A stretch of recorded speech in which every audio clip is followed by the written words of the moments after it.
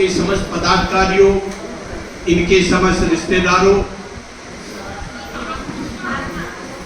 जैसा कि अभी इंद्रेश गौतम ने कहा था, मेरी सुबह इनसे बात हो रही थी, इन्होंने कार्ड कई दिन पहले भेज दिया था, तो मैं भी थोड़ा व्यस्त रहता हूं। तो सुबह मेरी बात हो रही थी तो कुछ ऐसा मुझे महसूस हुआ, जैसे आपने देखा होगा जब चाबी, ताले की चाबी जब खो जाती है तो हथौड़े से उस ताले को मार मार कर उसको ताले को खोलने का प्रयास किया जाता है।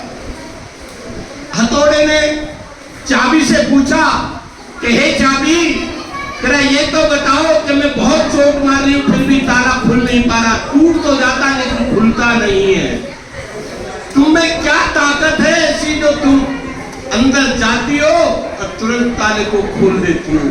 तो चाबी ने उत्तर दिया कि देख भाई हथौड़े सुन, मैं वो रमेश चंद हूं, जब अंदर चाबी में प्रवेश होती हूं ना ताले में तो हृदय को स्पर्श कर जाती हूँ, और जब हृदय को स्पर्श कर जाती हूँ तो ताला स्वयं खुल जाता है। इसी कारण आज जब इनकी मेरी सुबह बात हो रही थी तो इनके बड़े मार्मिक शब्द थे कि भाई साहब आना है, समय जरूर निकालना। मैं नोएडा था, बहुत दूर था, एक बार सोच भी रहा था क्या करूंगा यार, इतनी दूर जाऊंगा, कई घंटे का सफर है, लेकिन फिर भी मेरा एक ड्राइवर था वो नहीं आया था, दूसरे ड्राइवर को मैंने बुलाया, ये आ गए तो मैं आया। तो इनमें वो ताकत है, वास्तव में एक चाबी है जो बंद ताले को भी ये खोल देती है। तो ये ना आने वाले को भी ये बुला लेते हैं।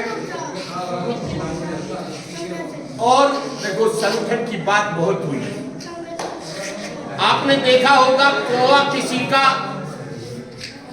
धन नहीं चुराता, लेकिन तब बोलता है सबका प्रिय नहीं कहलाता, और कोयल किसी को धन नहीं बांटती, लेकिन तब बोलती है वो सबकी प्रिय कहलाती है। फर्क क्या है?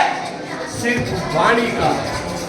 कोयल मीठी बोली बोलती है, कौवा मीठी बोली नहीं बोलता, इसलिए वो सबका प्रिय नहीं कहलाता। कोयल मीठी बोली बोलती है, इसलिए वो सबका कहलाती है। और एक बात ध्यान रखना, आधा घंटा जनरेटर चला दे।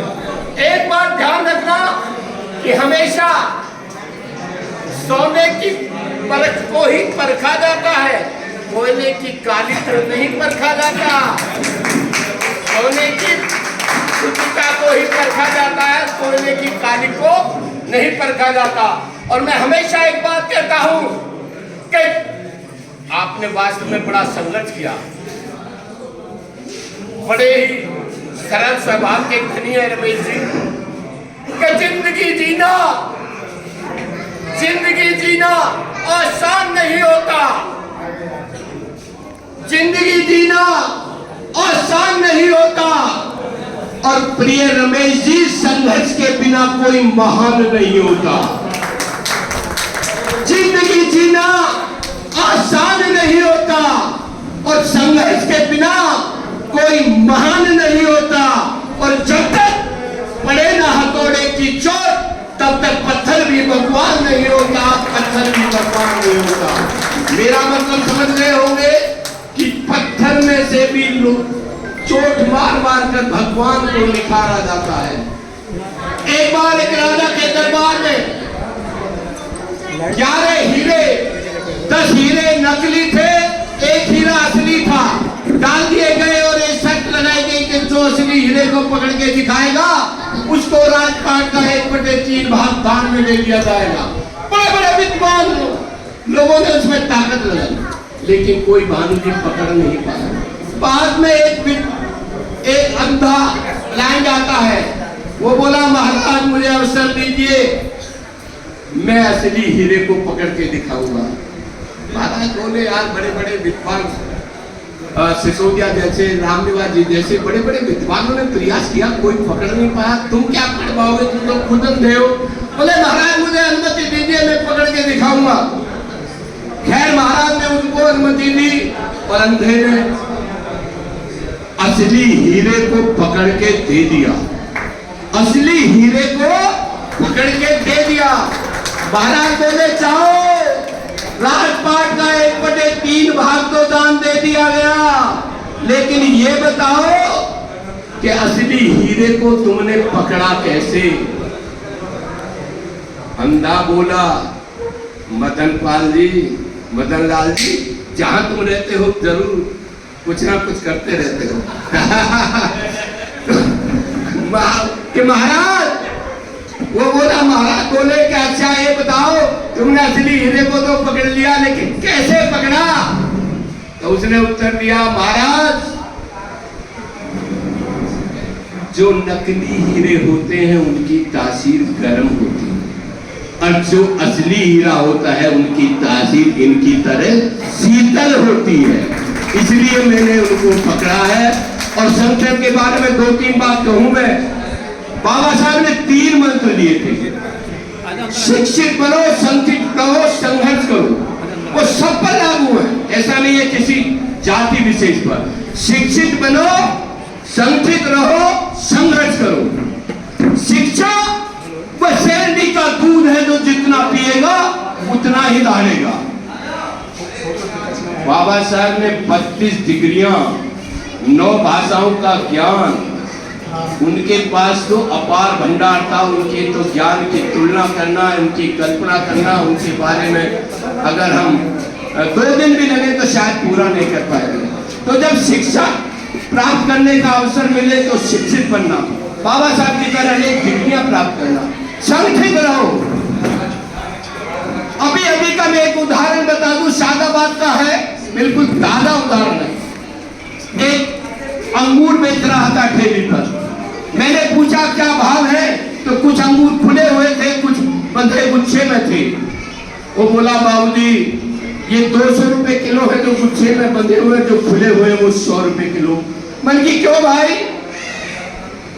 बाबूजी सही बताऊं, ये गाली दे के बोला था वो, ये साले संगठित नहीं रह पाए, इसलिए इनकी कीमत 100 रुपए किलो रह गई, और जो संगठित हो गए उनकी कीमत 200 रुपए किलो हो गई। यानी संगठित रहना, 200 रुपए किलो की कीमत हो, दुगनी कीमत होनी चाहिए। और सबसे बड़ा उदाहरण आपको देखना हो तो झाड़ू, स्वच्छता का प्रतीक कहलाती है जब लगाई जाती है, अरे एक दिन अगर वो भी खुल जाए तो वो भी डस्टबिन में फेंकी जाती है।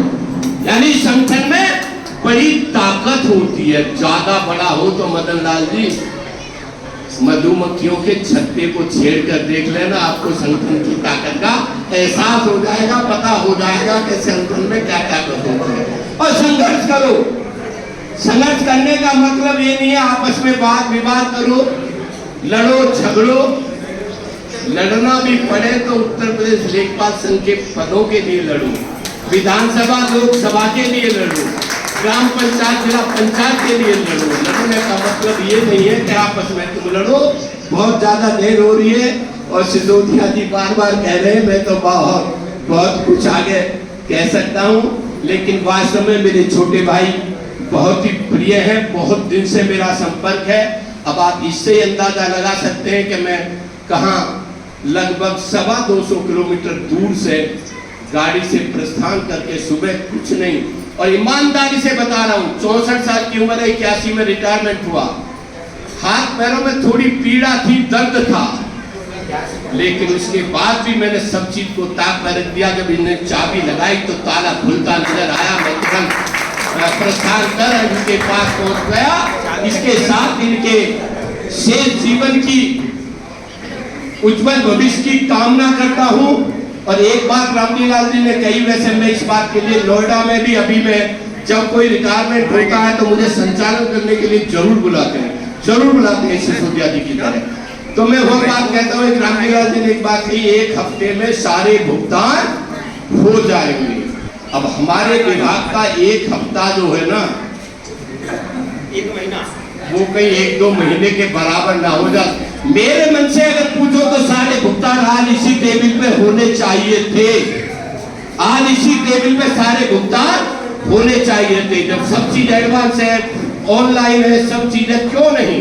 तो 1 हफ्ते का मतलब कहीं 15 दिन, अन्यत्र मत लेना रामजीलाल जी, अन्यत्र मत ले जाना। 1 हफ्ते का मतलब कहीं महीना, 2 महीना, 4 महीना ना हो जा। जल्दी इनके शीघ्र सारे भुगतान कर लो। और अगर ये भुगतान के बगैर आने में कहीं आनाकानी ये कर रहे हो तो भैया भुगतान रोके रखना, आते जाते रहेंगे, मिलते जुलते रहेंगे, शेष जीवन की उज्जवल भविष्य की कामना करते हुए। और मैं आप सबकी तरफ से एक इनसे विनम्र प्रार्थना कर रहा हूं, क्योंकि मैं भी क्या लेखपाल रहा हूं, हाथरस में रहा हूं, मैं एक विनम्र प्रार्थना कर रहा हूं कि कोई अच्छी बात हमसे मिली हो तो घर परिवार में उठाकर उसको अवश्य ले जाना, और कहीं हमारी वाणी से, हमारे कार्यों से कहीं ठेस पहुंची हो, जरा सी भी लेस मात्र भी कहीं ठेस पहुंची हो तो उसको क्षमा करना। और इसी के साथ अपनी वाणी को विराम देता हूं। बहुत बहुत धन्यवाद, आपने बहुत बहुत प्यार से सुना।